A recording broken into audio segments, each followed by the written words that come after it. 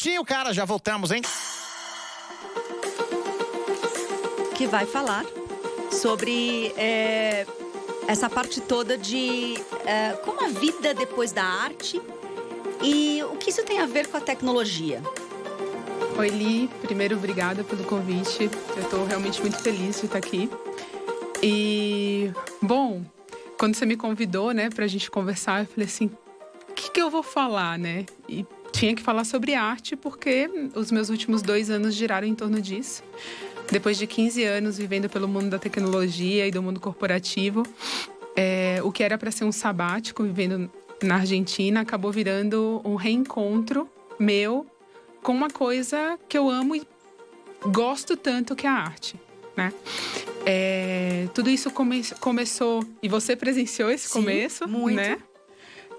Quando eu vim para São Paulo para fazer uma visita, já morando na Argentina, de uma exposição de uma artista sueca chamada Hilma af Klint. E me deparei com algo daqueles momentos que você fala assim, você dá para explicar esse momento? E eu vou te responder, não dá. A única coisa que eu posso te dizer é que eu entendi que, vendo aquela exposição, eu teria que convidar a arte para ocupar um papel na minha vida, não mais de um papel do lugar que eu me alimento, do lugar que eu descanso, mas como algo que faz parte do meu dia a dia consciente. Ok, e de alguma forma, um outro termo, uma outra elucidação veio para sua vida, que também teve uma longa carreira na tecnologia, que é como essas duas coisas se conversam, né? E eu acho que é um pouco do que a gente vai conversar aqui no programa. Mas vamos começar do começo. E aí esse começo tem a ver com você ir na raiz da palavra tecnologia. E aí você vai conseguir conectar a arte à medida que você entendeu o que era a raiz, o que era essa parte, né, de definição da palavra, a etimologia da palavra tecnologia. Exatamente. Bom, a gente se conhece há bastante tempo e você sabe que eu sou praticamente um... É feio dizer assim, mas quando você mora na Argentina, tarado não é uma... Não é? Não é uma palavra pejorativa. Ah, não? Não, mas é quando você é profundamente compulsivo por algo. Tá. E eu sempre tive um cuidado muito especial com as palavras, né?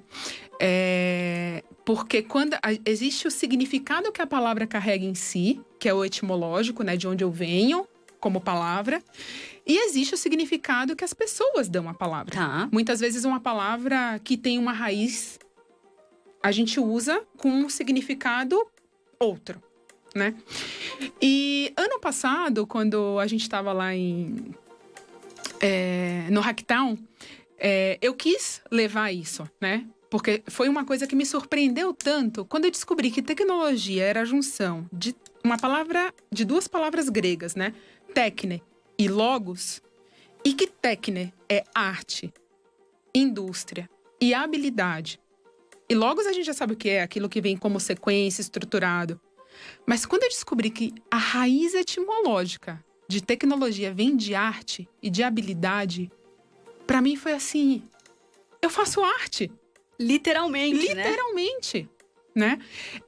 E aí, eu entendi também, quando eu aprofundei um pouco, né, o estudo sobre a raiz etimológica da tecnologia, eu descobri o lugar gramatical que a palavra tecnologia tem, que é o lugar do substantivo. E aí você me olha com essa cara assim, né? Porque um substantivo sozinho serve de alguma coisa? Não, ele é inqualificado. Ele é inqualificado. Ele precisa de um adjetivo. Exato. Ou seja, toda vez que eu emprego a palavra tecnologia seguida de um adjetivo que a qualifique, eu, sujeito, estou dando a ela o poder que eu quero. Exatamente. Né? E hoje existe todo esse efeito Black Mirror, ele acontece porque a gente dá à tecnologia o espaço do sujeito. E aí eu, como sujeito... Fale mais. Eu digo, a tecnologia me vicia. Tá. A tecnologia vai me matar. Tá. A tecnologia vai criar uma inteligência artificial que vai cometer um massacre em massa. Olha o que eu tô fazendo. Eu, sujeito, estou me desresponsabilizando. E culpando a tecnologia. Mas como é que a gente culpa algo que não é culpável? Porque não é sujeito a substantivo. Porque não é Maravilhoso. sujeito a substantivo. Então não tem jeito. Nós, sujeitos, temos que começar a usar a palavra tecnologia recuperando o seu real significado. Entende? E não mais nos deixando desempoderar. A gente tem que voltar a se responsabilizar como ser humano. Dizer, opa, eu tô criando isso. E aí, se eu crio uma tecnologia ruim, algo nisso aí tá me dizendo. Sim. Né? Existe o componente que tá qualificando essa tecnologia é posto por mim. Sujeito. Sou eu através, né? Sou eu através. E uma conversa que a gente sempre tem, né? A gente vem do mundo da tecnologia. E lá a tecnologia, o que eu entendia de tecnologia era a tecnologia como meio e fim. Só que se a gente olha a raiz etimológica da palavra tecnologia, a gente vê que ela é o começo. Ela é o jeito como eu, artisticamente, habilidosamente, através de uma indústria, coloco algo em marcha com uma qualidade. Por isso que a gente deveria falar de tecnologia arquitetônica, tecnologia médica, tecnologia de memória. E é maravilhoso, porque eu sempre gostei de acreditar, até por estudos que eu fiz em diversas áreas, de que a tecnologia é um meio de manifestar os nossos pensamentos. Então, é através da tecnologia que a gente manifesta. Eu quis andar mais rápido, sei lá, inventei o carro com rodas. E desde essas invenções mais, né, duras e grandes, hoje em dia, o que quer que a gente pense, a gente tem tanta tecnologia infraestrutural já do lado de cá desenvolvida, que eu penso e logo manifesto, entendeu? Então, hoje, desde uma startup, ela tem um tempo de nascimento muito rápido. Uma tecnologia, ela tem um tempo de nascimento muito mais rápido do que tinha, de repente, há 300 anos atrás. Que a maioria das coisas não estavam nem descobertas. Então, eu gosto de acreditar que é a arte da materialização. Da materialização dos nossos pensamentos. O progresso humano começa no pensar, na capacidade que a gente tem de pensar. E aí, é um exercício muito grande de tempo, né? Sim. E é bacana entrar no seu próximo ponto de visão, que foi dos seus estudos todos, da sua poesia toda, enfim, do seu olhar pelo mundo todo, que eu fui capturando alguns blocos de perguntas e, enfim, de dividir de Helene aqui pra gente. Você, em algum momento esse ano, também falou e conceituou o tempo grande e o tempo pequeno. Quando eu tenho tecnologia, quando eu tenho essa arte vindo através do humano, aonde entra tempo grande e tempo pequeno nessa história toda? Tá. Existe uma escritora brasileira que se chama Gisele Mirabai. Inclusive, ela foi a primeira vencedora do prêmio Kindle de literatura no Brasil. E ela é uma grande amiga. Tá. E escreveu um romance chamado Machamba. Quem não leu, leia, porque é um primor da literatura brasileira. Machamba. E a Gisele diz que Machamba, a personagem do livro dela, vive em 2 tempos. No tempo grande, Tá. que é o tempo das grandes coisas. E o tempo pequeno, que é onde acontecem as grandes coisas do cotidiano. Ok. Só que existe uma diferença entre o tempo das coisas grandes e o tempo das pequenas grandes coisas do dia a dia. Maravilhoso. Que é tudo que acontece no tempo grande carrega em si uma memória. E uma memória capaz de formar e influenciar coisas independente do tempo cronológico. Tá. Uma das descrições mais bonitas do livro da Gisele é quando ela diz que comer uma manga embaixo de uma mangueira é coisa do tempo grande. Maravilhoso. Né? E eu acredito que quando você diz, né? Eu acompanho muito você que a gente precisa desmaterializar, ter a sensação da desmaterialização. Porque nós ainda vivemos em dualidades. Sim. Né? Para eu acreditar, confiar no poder da materialização como co-criador de algo que já é, eu preciso aprender que eu posso desmaterializar. Sem dúvida. Que eu posso ser efêmero. Sim. Né? Então, é como se eu materializar o que está no tempo grande, a gente pudesse entender quando eu consigo desmaterializar conceitos. É a dança entre o tempo pequeno, que geralmente é o material, é o óbvio, as grandes coisas pequenas do dia a dia, Exato. com acesso a um tempo do não tempo. Eu gosto muito da frase do tempo do não tempo. Sim. E quando você me trouxe esse conceito, me veio muito forte uma passagem de um dos livros que eu gosto muito, que é Brumas de Avalon. Eu acho que é a minha versão da história do Rei Arthur, da Távola Redonda, Camelot, que eu mais gosto. E é o momento em que o pai e a mãe de Rei Arthur se vê pela primeira vez, né? A Igraine e o Pendragon. Eles estão na corte, ela é a rainha, estão na corte do rei até então posto. E a hora que o olhar deles se cruzam, dá pra ver direitinho esse tempo do não tempo, esse tempo grande. Ela fica desnorteada, porque a conexão foi imediata e ela foi enorme. Ela foi de um lugar muito maior do que aquele tempo pequeno. E ela sai correndo. E ele vai atrás dela. E a hora que ele vai atrás dela, ele também estava impactado. E ele falou assim, por que você fugiu, senhora? Ela falou assim, não, eu tô cansada, eu preciso de um ar. Eu falei assim, não, você também sentiu. Fala que você sentiu o que eu senti. Ela falou assim, mas eu nem te conheço. E aí ele vira e fala assim, mas você acha que essa é a única vida que nós teríamos a possibilidade de nos encontrar? E aí, né, no final das contas, nesses grandes encontros feitos nesse tempo grande, eu gosto de acreditar que as conexões grandes são feitas. Exatamente. Capazes de trazer reis Artures para essa realidade, entendeu? E Mas você sabe que é muito dessa linha aí. Quando eu tava me preparando para vir conversar com você, eu fiquei pensando assim, nossa, mas eu só vou falar de arte, só vou falar da Hilma. E, coincidentemente, sincronicamente, eu acabei assistindo a um filme que se chama O Homem que Viu o Infinito, ou O Homem que Via o Invisível. Não lembro o título, mas tá no Netflix. Que é a história do Sirvananda Ramanujan. Tá. Que é um matemático indiano que era iletrado, né? Tá. Ele fez até... Iletrado, assim, ele não era um grande cientista da matemática acadêmico, mas ele era um grande matemático. Tá. E pobre, de uma cidade muito pobre da Índia de Madras. E ele conheceu um inglês na época, a Índia ainda tinha todas aquelas guerras com a Inglaterra.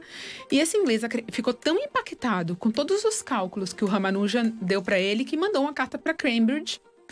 E um dos matemáticos mais renomados de Cambridge convidou o Ramanujan para ir para lá fazer uma formação acadêmica.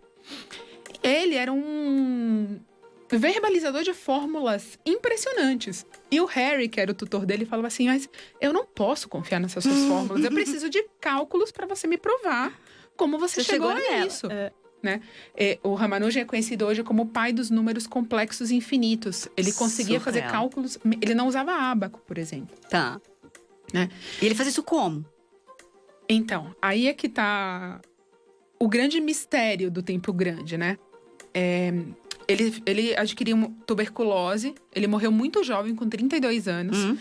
E numa dessas internações em Londres, o Harry foi visitar ele e disse assim, mas me conta como você chega nisso. Sim. Né? E o Ramanujan disse pra ele, o que eu vou te contar você não vai acreditar. Mas se você é meu amigo fiel, por favor, acredite. E ele fala... mas você sabe que eu não acredito nessas coisas de religiosidade, de Deus, mas eu acredito na nossa amizade. Maravilhoso. E ele fala que as fórmulas que vinham em meditações. Tá. Que era somente por causa da deusa que ele... A divindade que ele reverenciava. E ela depositava gentilmente as fórmulas na língua dele, né?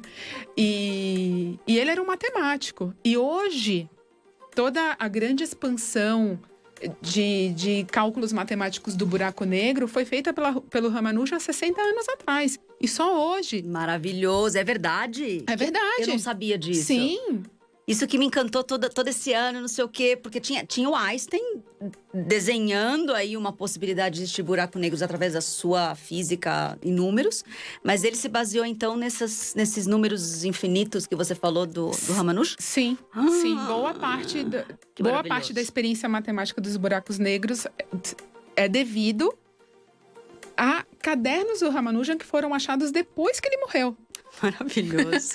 E fazendo um paralelo com a Hilma, que também foi uma mulher que pintou obras de arte gigantescas, com técnicas... Dá pra dizer, então, que ela pintou com acesso a esse tempo grande? Porque Com você, certeza. a sua frase em relação a ela eu pintei para o futuro, pintei para gerações que mais conectadas e mais inteligentes pudessem apreciar a alquimia da alma, né? Frases de Hilma. Frases dela, Hilma o que mesmo, o nome dela todo? Hilma A.F. Klint com N. Procurem no Google para que vocês possam visualizar um pouco do que a Ellie está falando aqui. E aí também, se tiver dúvida, a Ellie ela tem muito conexão com as obras. É só entrar em contato com as mídias sociais aqui do programa, porque eu acho que a gente pode fazer as pontes ideais. Claro. Mas googlem aí para vocês visualizarem as obras da Hilma, né? Enquanto Ellie conta por que ela pintou para o futuro e por que de repente ela pintou com base nesse acesso ao tempo grande. Uhum. Hoje de manhã a gente estava... Essa arte tecnológica dela, né? Hoje de manhã a gente estava num curso, né, Li? E a gente ouviu um dos mestres de uma grande amiga nossa dizendo que dentro de nós somos suculentos e sensuais. Né? Maravilhosa. Essa frase foi linda. E a Hilma, ela conseguia entrar num estado de alquimia humana que visualizava essa suculência e essa sensualidade da nossa alma, do nosso espírito. E a trajetória da Hilma é incrível. Ela fez parte de um grupo de mulheres muito à frente do seu tempo. A Suécia, que é o país que ela nasceu, foi um dos primeiros países a permitirem que mulheres estudassem na universidade. Tá. Ela foi da segunda turma de mulheres pintoras da Real Academia de Artes da Suécia. É muito interessante porque eu sou brasileira e a primeira biógrafa da Hilma também é brasileira. O nome dela é Luciana Pinheiro. Tem um livro querida. Maravilhoso, chamado As Cores da Alma. E a Hilma era uma grande estudiosa do tempo grande. Sim. O que existia no tempo grande que eu posso trazer para o tempo pequeno, né? E ela e outras 5 amigas estudaram por 10 anos as grandes religiões do mundo, né? E também passaram pelo espírito da época, né? Pelo zeitgeist do que acontecia na civilização europeia, que era as grandes mesas que rodavam, os Rosa Cruzes, a Teosofia, a Helena Blavatsky, tudo isso que você imagina. Era tudo contemporâneo dela. Tudo contemporâneo dela, mas a Hilma e as suas amigas tinham uma característica muito importante pra gente que quer ser uma ponte entre o tempo grande e o tempo pequeno, que é permitir ter pensamento crítico. Tá, isso era muito claro na obra dela. É muito claro na obra dela. Então, ela tinha mestres espirituais. E ela conta em um dos diários que um mestre virou pra Cinco e falou assim: Hilma, eu gostaria de te propor que você conduzisse uma encomenda que eu preciso fazer. Uma encomenda de pintar para o templo. Você aceita? E ela disse, sim. E ele fala, você aceitou rápido demais. Você me contou que esse templo foi feito de quantas obras? 193. Quantos anos? 10 anos. Entendeu? A gente tem que tomar cuidado, porque o tempo do não tempo, ou o tempo grande, não obedece à lógica do tempo pequeno, né? De Cronos, exatamente. E quando a Hilma começou a pintar Só para vocês terem uma ideia, a Hilma tinha 1,50 m, né? Uma das séries mais conhecidas da Hilma é uma série que se chama The 10 Largest, que são as 10 maiores, que tem quase 4 metros por 2 e pouco. E a Hilma, naquela época, em 1907, não existia canvas, que são as telas que a gente pinta desse tamanho disponíveis. Murais, né? Só para igrejas ou para famílias muito abastadas, que não era o caso da Hilma. Então, ela pintou tudo isso, muitas vezes em papel, que depois era colado sobre uma tela. Ela fazia as próprias pinturas, os próprios pigmentos. E quando a gente observa, se você não googou ainda, google agora, Hilma, porque você vai ver que são pinturas quase códigos. Elas são perfeitas para ser feitas em realidades imersivas de VR, entendeu? Enfim, que você possa ver. É muito impressionante. Ela estava na Pinacoteca. Aqui a gente teve a honra de receber em maio do ano passado. essa exposição. E eu acho, assim, Ellie, desse lugarzinho, a gente pode dizer que Hilma é um fenômeno que a gente não explica. Porque depois as pinturas ficaram escondidas pensa que ela fez isso lá em 1910, 14, né? Assim, 2 guerras, Suécia, inverno. A primeira vez que expuseram isso foi agora. 1986. Los Angeles. Então, assim, como foi essa história de ficar guardado no tempo pequeno, uma coisa do tempo grande, tanto tempo? Eu só quero falar uma coisa antes para vocês, para compartilhar com vocês essa coisa do tempo grande e do tempo pequeno, né? A Hilma começou a executar a encomenda para o templo em 1905. Só que 2 anos anteriores ela fazia exercícios guiados por esses mestres. E em 1908 surgia um movimento dentro da teosofia vindo pelo filósofo austríaco Rudolf Steiner. E ele foi a Estocolmo e Hilma foi encontrá-lo. E quando ela escutou o Steiner falando, ela falou: uau, esse cara entende do que eu tô falando. Sim. E perguntou para os mestres dela, porque ela estava escondido, tá? Ela trabalhava como pintora, paisagista, retratista de manhã e cumpria a encomenda à noite. E o Steiner foi visitar o ateliê dela, a pedido dela. E aí ele viu tudo aquilo. Muitos dos conceitos que ainda estavam sendo formados de antroposofia foram aterrizados nesse encontro. Tá. Foi um encontro de grandes 2 personagens da história. Daqueles que essa não é a primeira vez que nós nos encontramos, né? Exatamente. E o Steiner fez uma pergunta para Hilma que eu acho que a gente tem que começar a se fazer. Tá. Que é: onde está você em tudo isso que você pintou? Maravilhoso, maravilhoso. Né? Quando eu, Lígia Zottini, estou falando, eu crio imagens com a minha fala. E onde eu estou no momento de criação dessas imagens? Né? Perfeito, perfeito. Com que presença, com que apreciação, com que oferta, né? Como a gente aprendeu hoje, com que sorriso. O que do meu ser? Onde está o meu ser? E depois que o Steiner fez essa pergunta para a Hilma ficou 4 anos sem pintar. Uau. Mas não... existem várias leituras no mundo da curadoria sobre isso. Eu vou dizer a minha, que muito do estudo que eu fiz com a Luciana Pinheiro. O que a Hilma fez foi parar para refletir e para estudar se existia sincronicidade entre o ser dela e as coisas que ela acessava. Tá. Porque muitas vezes a gente vira papagaio de pirata, né? A gente começa... por isso que eu realmente acredito que quanto mais a gente se conhecer, menos fake news a gente vai passar pra frente. Menos usar essa tecnologia que é arte de meio, né? De transporte, através... Mas ela vai se tornar positiva e não distópica. Mais desejável e menos fim de mundo, né? E mais inicial. Porque a partir do momento que eu recebo uma coisa e eu ponho de mim nela, essa coisa já virou outra coisa. Maravilhoso. Né? E aí tem uma frase muito célebre da Hilma no diário, né? Que depois desses 4 anos que ela... Quando ela passou esses 4 anos e voltou a pintar, que ela diz assim: agora as pinturas não são pintadas através de mim, mas eu as vejo com os meus olhos internos, eu as compreendo e aí eu as pinto. Maravilhoso, Elly. Bom, para fechar então, conta como é que foi capturar o tempo grande desse universo chamado Hilma e através desse olhar interno, dessa captura, você conseguir trazer a Helene num livro infantil, Hilma. Conta um pouco pra gente poder se despedir de você, a gente tem aí 3 minutinhos. Tá bom. Escrever um livro infantil sobre a Hilma a partir do meu desejo interno infantil de poder ter... Eu ia amar, criança, poder ter conhecido a obra dessa artista.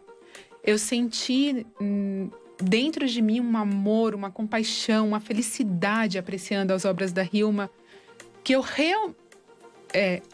sentir isso foi tão impactante no meu ser que eu queria que outras crianças, assim como a minha criança tivesse acesso. E ver como as obras da Hilma impactavam as minhas filhas também. Mas as obras da Hilma são obras muito adultas. Tá. Né?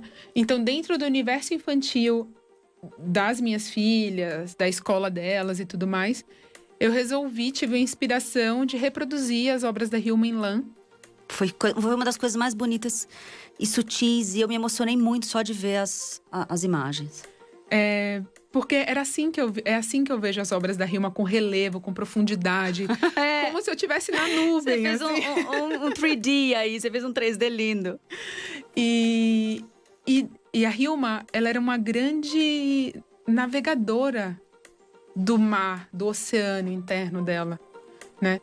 A Hilma não viveu para colher os frutos do impacto da obra dela no mundo. Mas é uma obra é um mapa, é um grande mapa, né? Um grande mapa para navegar esses oceanos internos tão turbulentos que a gente tem dentro da gente.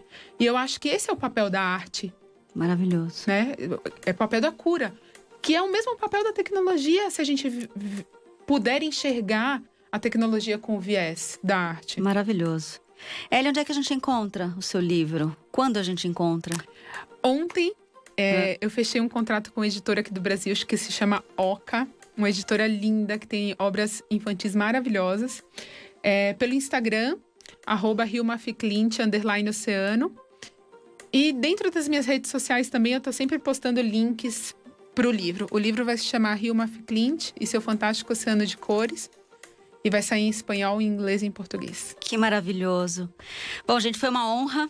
Eu recebi aqui hoje Helene, grande amiga, irmã e uma grande pessoa de inspiração, de tempo pequeno e tempo grande.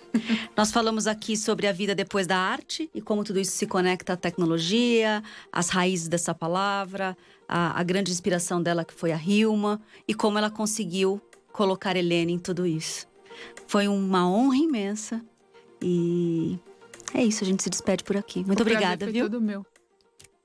Hora do comercial. Tira